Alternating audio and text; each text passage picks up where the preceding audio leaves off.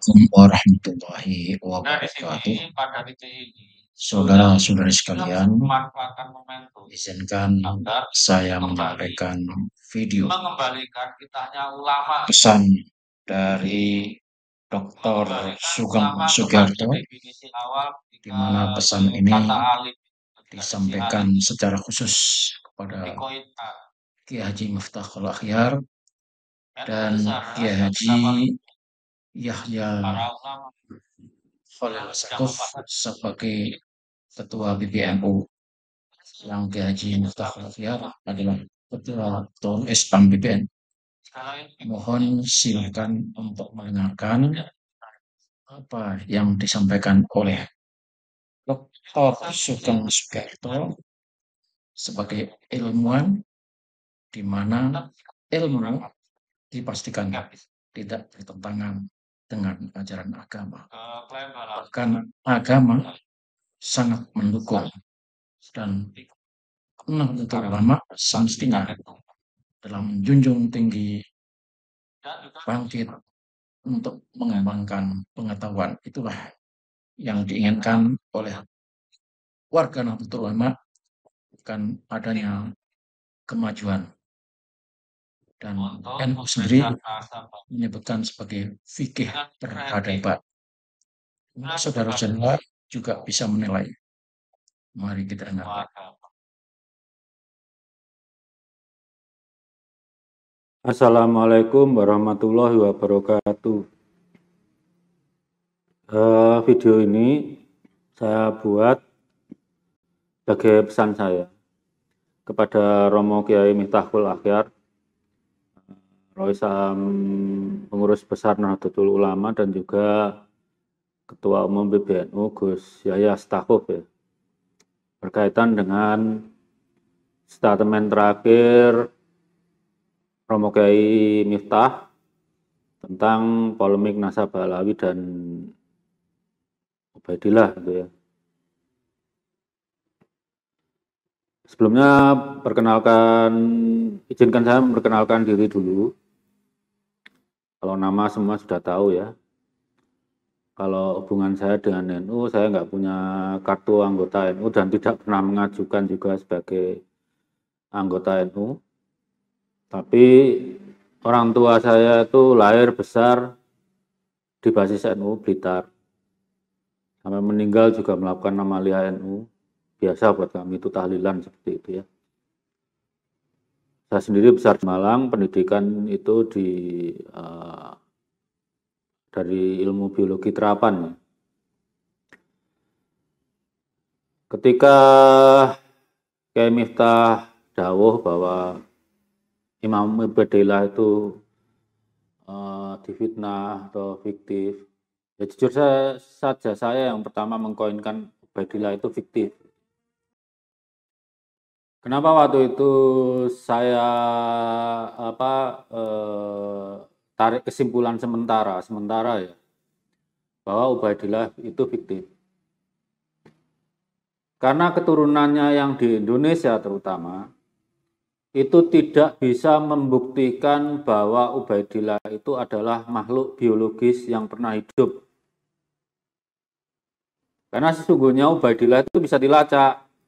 Karena keluarga Balawi ini kan mengklaim jalur paternal gitu. Dari data yang ada, totalnya dari 180 orang plus 6 berarti 186 orang, itu tidak menunjukkan mereka ini, Bani Ubaidillah itu berasal dari satu kakek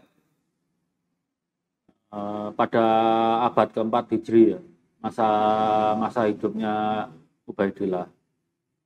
Jadi saya mengambil kesimpulan Ubaidillah ini fiktif karena ada dasarnya. Dalam ilmu biologi, anak laki-laki itu ketika masih zigot itu tidak bisa dibedakan antara anak laki-laki dan perempuan. Tapi setelah berapa minggu perkembangan dalam perut ibunya, kromosom Y-nya itu akan mengambil alih pertumbuhannya, jadi membentuk testis, mencegah terbentuknya uterus dan ovarium gitu ya. Dan kromosom Y dari anak laki-laki ini didapat dari ayahnya. Kromosom Y ini besarnya 62 juta pasang basa. Itu 95%-nya, 57 juta, itu tidak berekombinasi dengan pihak nenek. Jadi kromosom Y di ayah yang 95% di tengah itu ya diwarisi dari ayahnya. Neneknya ya cuma berekombinasi di ujung-ujung. Allah mengatur ini agar ujung-ujungnya itu melindungi yang di tengah. Karena kalau sampai berekombinasi, efeknya itu fatal. Sudah keputusan Allah begitu. Dari sekian besar 57 juta ya yang mengkode protein yang kita sebut gen itu jumlahnya kecil. Bagian besar tuh malah tidak mengkode protein. Lah, di tempat yang tidak mengkode protein inilah Allah mencatat nasab kita gitu ya. Dalam ilmu biologi, variabel untuk mencatat nasab ini kita sebut UEP, Unique Event Polymorphism gitu ya. Ada STR, ada SNP. Nah, SNP ini sekali ditandai Allah itu abadi. Sebetulnya nggak abadi, karena umur siklusnya itu 1 miliar tahun.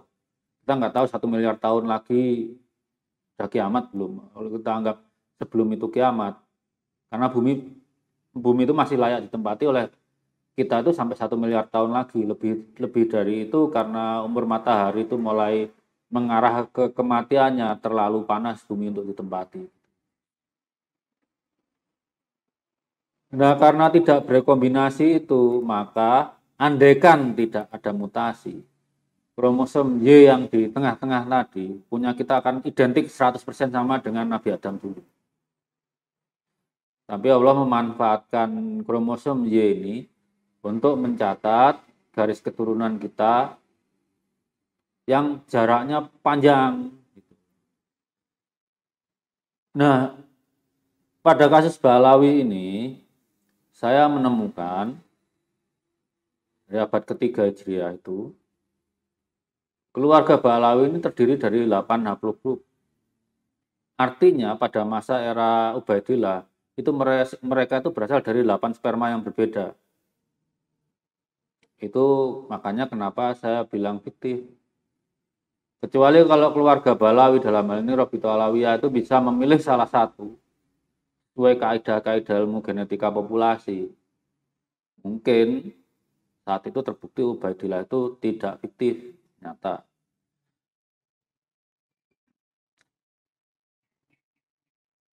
Fakta lain yang saya temukan terkait dengan keluarga Nabi, Ubaidillah ini terlalu jarak kerabatannya dengan para Alawiyin yang lain terlalu jauh. Karena kakek bersamanya itu kan harusnya 1400 tahun yang lalu.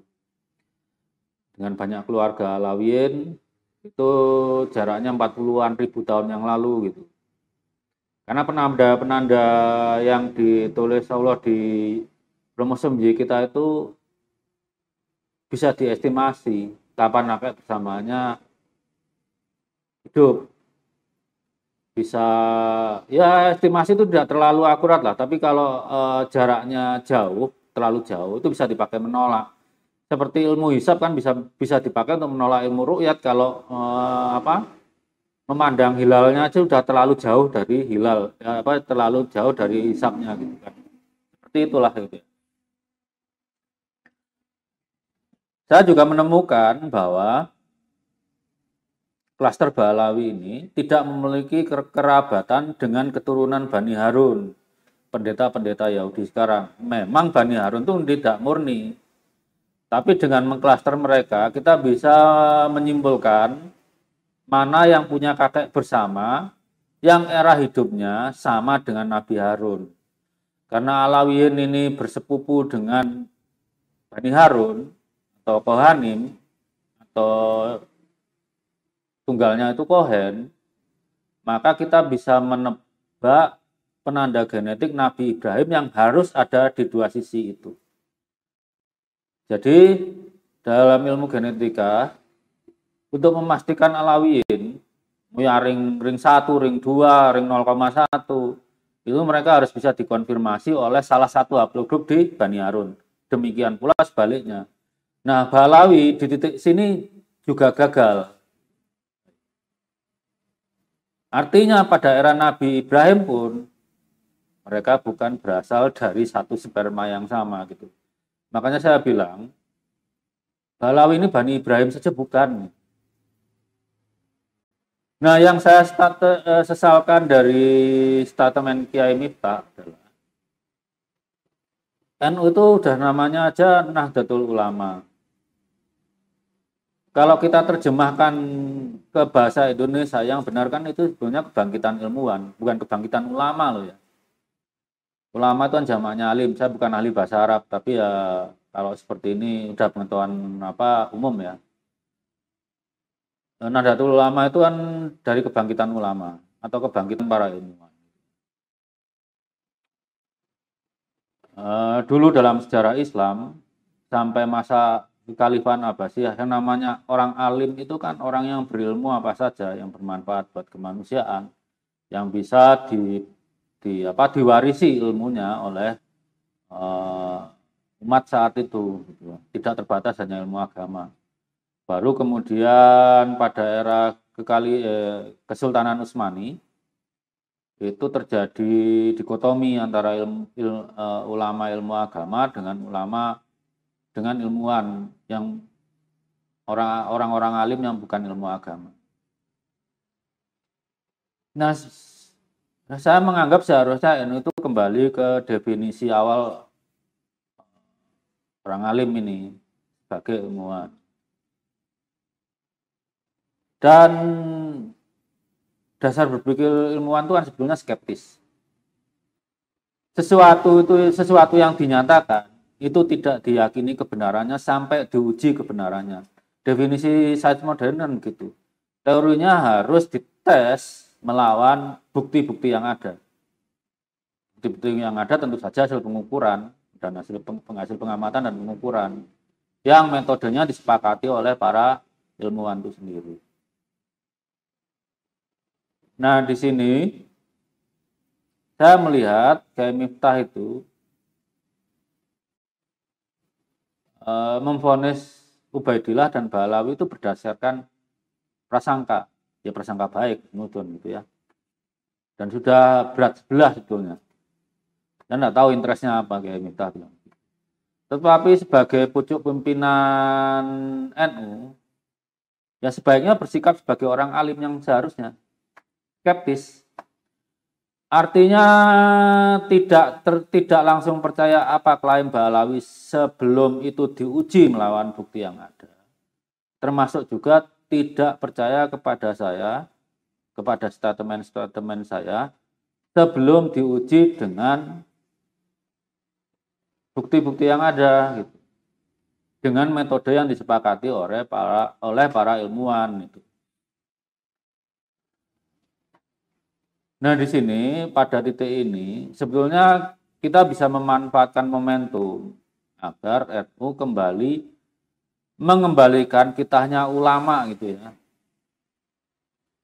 Mengembalikan ulama kepada definisi awal ketika kata alim itu, ketika diksi alim itu dikoinkan. NU itu seharusnya sebagai kapal induk para ulama bidang apa saja. Jadi kapal induk seluruh ilmuwan. Karena saya yakin bakat-bakat anak muda itu nggak cuma ilmu agama. Segala ilmu pasti punya. Adik-adik kita yang masih muda itu.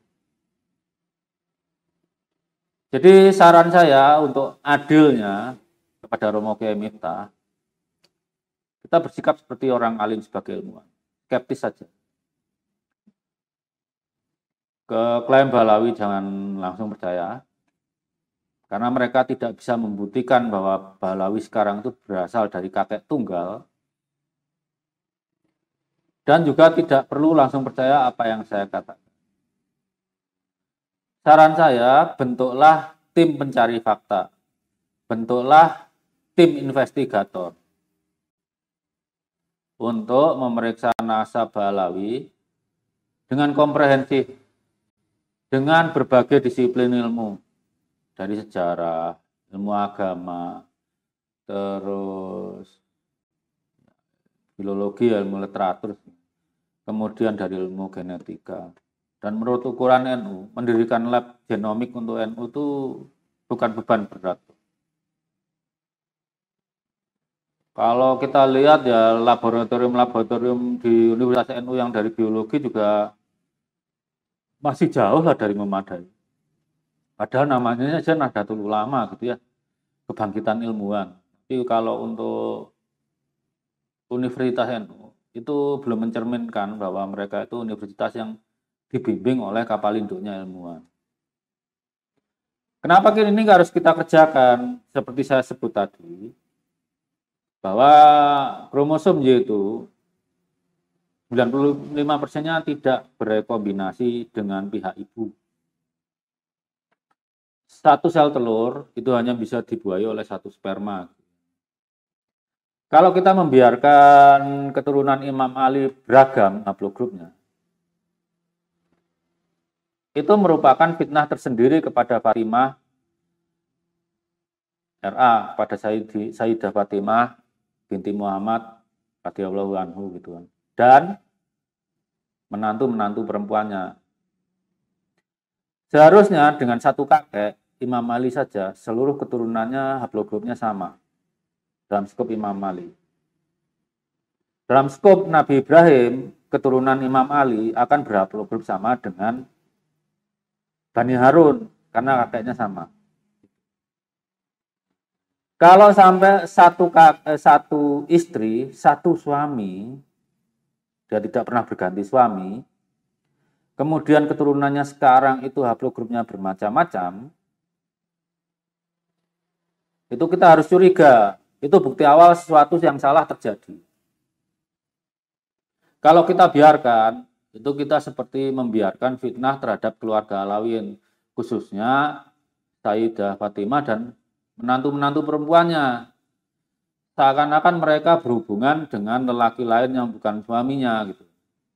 Karena kalau keturunannya berbagai macam haplogrup, artinya pada titik tertentu itu tidak berasal dari satu sperma gitu ya.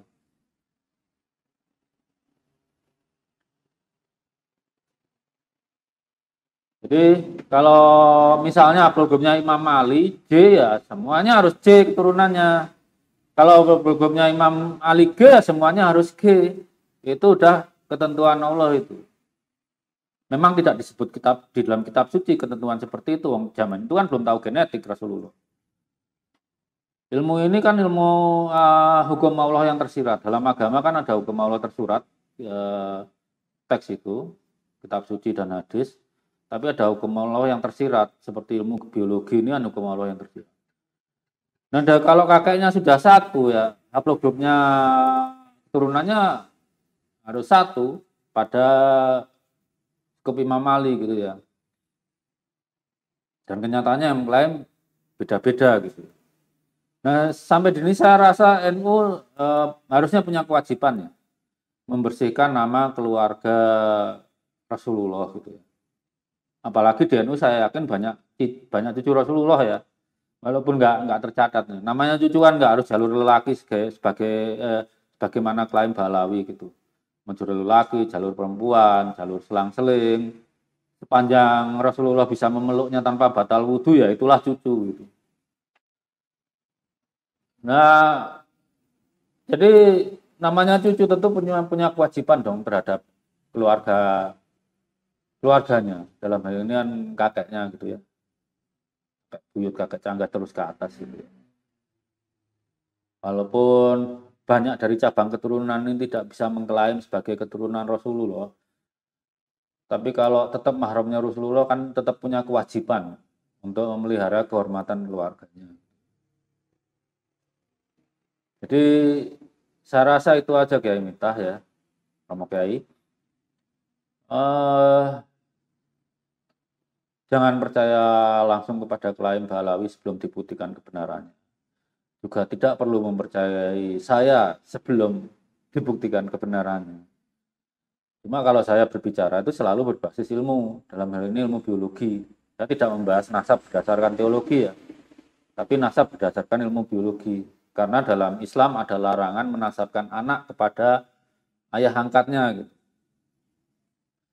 Jadi Romo Kiai Miftah, jangan langsung percaya kepada klaim Pahlawi sebelum bisa dibuktikan. Karena dari internal mereka sudah bermasalah. Keturunan Ubaidillah itu ada 8. Kemudian juga dari sisi Kiai Imad juga jangan langsung percaya. Kemudian dari statement saya juga jangan langsung percaya. Semuanya diuji, divalidasi dengan disiplin ilmu yang komprehensif ya. Jadi keputusannya bisa diambil secara objektif, pun kemungkinan melesetnya tetap ada, tapi jauh lebih kecil lah gitu ya. Dan NU bisa membentuk tim pencari fakta gitu. Apapun hasilnya, yang hak itu harus dikatakan hak. Toh kalaupun nasab Pahlawi ini tidak bersambung, nasab itu sebelumnya tidak ada yang putus tuh. Paling salah jalur, entah kenapa lah gitu. Salah jalur, bisa saja kan menantu dianggap anak gitu, bisa. Atau anak angkat dinasabkan, walaupun sudah dilarang itu tetap dilakukan dan seperti itu. Jadi dengan momentum ini NU bisa dibawa ke arah yang lebih maju. Memecahkan masalah Pahlawi dengan berbagai disiplin ilmu. Kalau bisa mendirikan lab genomik sendiri ya bagus. Orang Indonesia kalau mau tes DNA nggak perlu luar negeri. Dan kalau dipecahkan sekarang itu lebih baik daripada meninggalkan beban ke keturunan kita. Tes DNA itu pada awal dikomersialisasikan tuh mahal sekali. Tahun 2010 tuh masih $100.000. Tahun per genom ya. Tahun 2000 kok 2010, tahun 2000 tuh biaya per genom itu $100.000. Tahun 2010 sudah turun sepersepuluhnya. Sekarang itu $350 sudah bisa. Kalau suatu saat nunggu $50, orang nggak bisa ngumpet itu. Nasabnya seperti apa. Pemerintah RRC itu sudah mendata DNA penduduk laki-lakinya. Sekitar 700 juta orang udah punya itu database. Jadi di Cina itu nggak bisa seorang ayah itu nggak bertanggung jawab.